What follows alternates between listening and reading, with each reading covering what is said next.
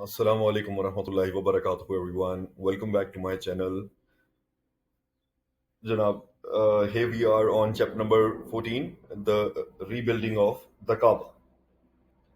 So, somewhat before these last mentioned happenings, before the time when Ali was taken into the household, when Muhammad was 35 years old, Quraysh decided to rebuild the Kaabah. As it then stood, the walls were just above the height of a man, and there was no roof, which meant that even when the door was locked, access was easy. And recently, there had been a theft of some of its treasure, which was stored in a vault that had been dug inside the building for that purpose. They already had all the wood that was needed for the roof. The ship of a Greek merchant had been driven ashore and wrecked beyond repair at Jeddah. So they had taken its timbers to serve as rafters. And there happened to be in Makkah at that time a Copt who was a skilled carpenter. But such was their way of the Kaaba that they hesitated to lay hands on it. Their plan was to demolish its walls, which were built of those stones, and to rebuild it altogether.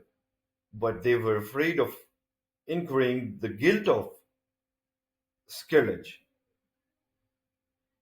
and their hesitation was greatly increased by the appearance of a large snake, which had taken to come, which had taken to coming every day out of the vault to sun itself against the wall of the Kaaba.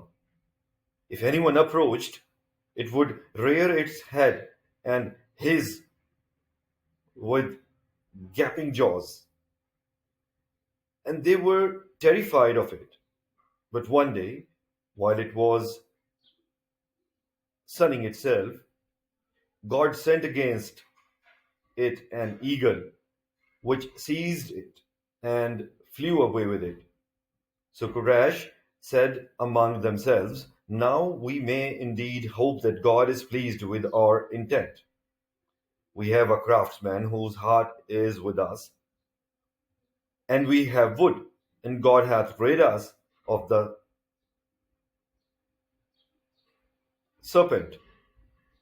The first man to lift a stone from the top of one of the walls was the Muqzamite Abu Wahab, the brother of Fatima, Muhammad's grandmother. But no sooner had it been lifted than the stone leaped from this hand and returned to its place. No sooner had it been lifted than the stone leaped from his hand and returned to its place, whereupon they all drew back from the Kaaba, afraid to proceed with the work. Then the chief of Muqzim, Walid, the son of the now dead Mughira, took up a pickaxe and said, "I will begin the raising for you." And going to the Kaaba and said, "O God, fear not. O God, we intend naught but good."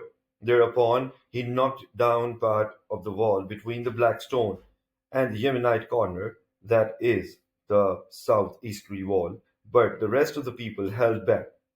"Let us wait and see," they said.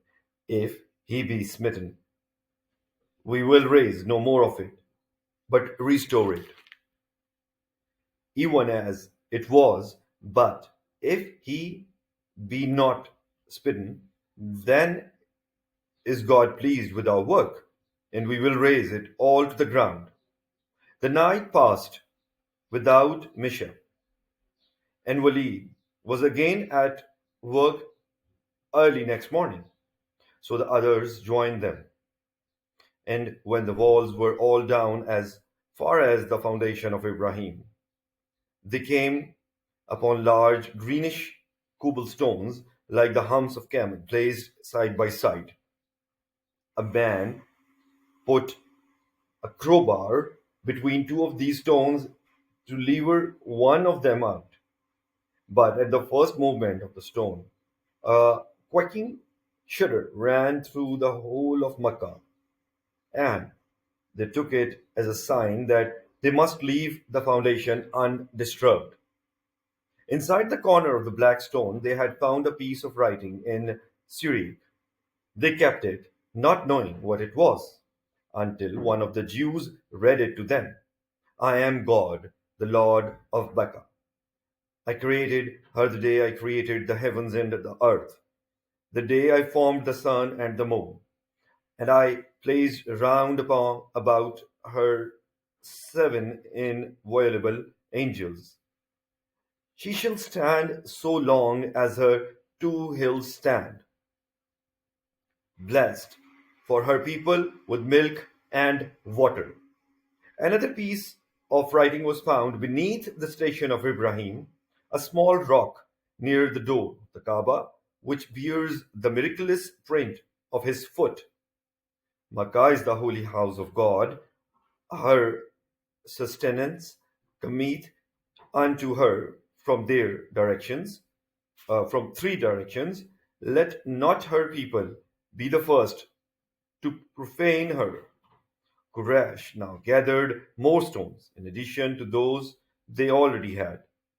So as to increase the height of the building, they worked separately, clan by clan, until the walls were high enough for the black stone to be built once more into its corner.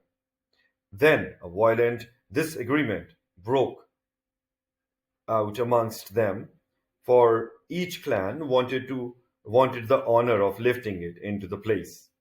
The deadlock lasted for 4 or 5 days, and the tension had increased to the point of alliances being made and preparations for battle begun. When the oldest man present proposed a solution, O men of Quraysh, he said, take as arbiter between you about the wherein ye differ, the first man who shall enter in through the gate of this mosque, the precinct around the Kaabah was called a mosque, in Arabic masjid, a place of prostration, because the rite of prostrating oneself to God in the direction of the holy house had been performed there since the night of Ibrahim and Ismail. They agreed to follow the old man's counsel, and the first man to enter the mosque was Muhammad, who had just returned to Makkah after an absence. The sight of him produced an immediate and spontaneous recognition that here was the right person for the task, and his arrival was greeted by exclamations and murmurs of satisfaction. It is Al-Amin, said some. We accept his judgment, said others. It is Muhammad.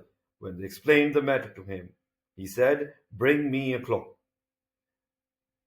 And when they brought it, he spread it on the ground, and taking on the black stone, he laid it on the middle of the garment. Let each clan take hold of the border of the cloth, he said.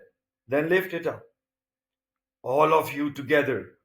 And when they had raised it to the right height, he took the stone and placed it in the corner with his own hands, and the building was continued and completed above it.